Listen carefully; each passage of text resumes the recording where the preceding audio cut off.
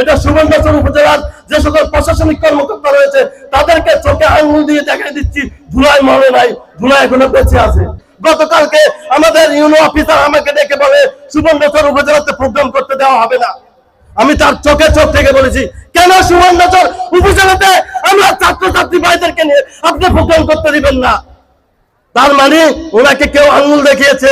সুবর্ণচরের সকল ছাত্রছাত্রীদেরকে যখন এক জায়গায় আনা হবে তখন তারা এই সুবর্ণচর উপজেলাতে আসি অনিয়ম করতে পারবে না, তারা সুবর্ণচর উপজেলাতে আসি টেন্ডারবাজি করতে পারবে না, তারা সুবর্ণচর উপজেলাতে আসি যে প্রাণী সম্পদ আছে, যুব শক্তি আছে, প্রবাসী কল্যাণ ব্যাংক আছে, এই প্রতিষ্ঠানগুলোতে অনিয়ম করতে পারবে না। তখন আমি ম্যাডামকে বলেছি, কেন কেন আমার এখানে প্রোগ্রাম করতে দেওয়া হবে না আপনি আমাকে বলেন।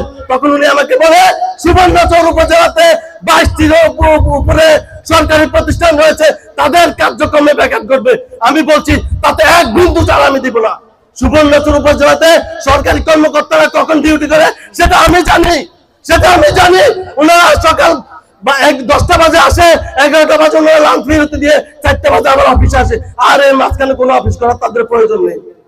আমি দেখেছি আমার একটা বৃদ্ধ বাবার বয়সী লোক, সে জন্ম নিবন্ধন পরিশোধ করতে আসি ঘন্টার পর ঘন্টা এই সুবর্ণচর উপজেলাতে ওয়েট করে, ওই জন্ম নিবন্ধনের অফিসার তাকে পায় না।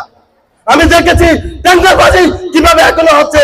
আমি দেখেছি সুবর্ণচর উপজেলাতে যে যুব সংগঠন রয়েছে, সেই যুব সংগঠনে যুবকদেরকে সহযোগিতা না করে তারা পলিটিক্যাল পার্সনকে সহযোগিতা করে।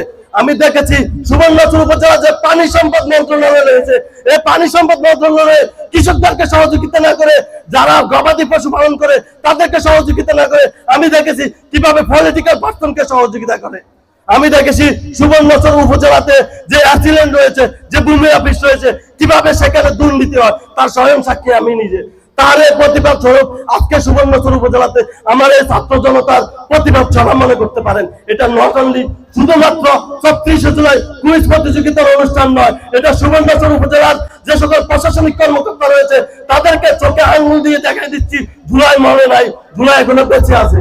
তাদেরকে আমি বলতে চাই, আপনারা মনে করেছেন 24শে গণঅভ্যুত্থানের পরবর্তী সময়ে যারা শহীদ হওয়া তারা তো শহীদ হয়ে গেছে, যারা রাস্তা নামছে তারা আহত হয়ে গেছে, আপনাদের বিরুদ্ধে কথা বলার আর কোনো লোক নাই। আমি আপনাদের চোখে চোখ দেখিয়ে বলতে চাই, আপনাদের বিরুদ্ধে কথা বলার এখনো লোক রয়েছে। যেখানে অন্যায় সেখানে আমার অপরাধ। এই সুবর্ণচর উপজেলার পরবর্তী সময়ে এই সুবর্ণচর থানাতে এখনো যারা বসে আমার আহত আমার ভাইদেরকে, জুলাই যোদ্ধাদেরকে মামলা দেওয়া হয়, হয়রানি করার চেষ্টা করতেছেন, তাদের চোখ আমি তুলে ফেলবো, তাদের চোখে চোখ রেখে আমি প্রশাসনিক ব্যবস্থা নিব।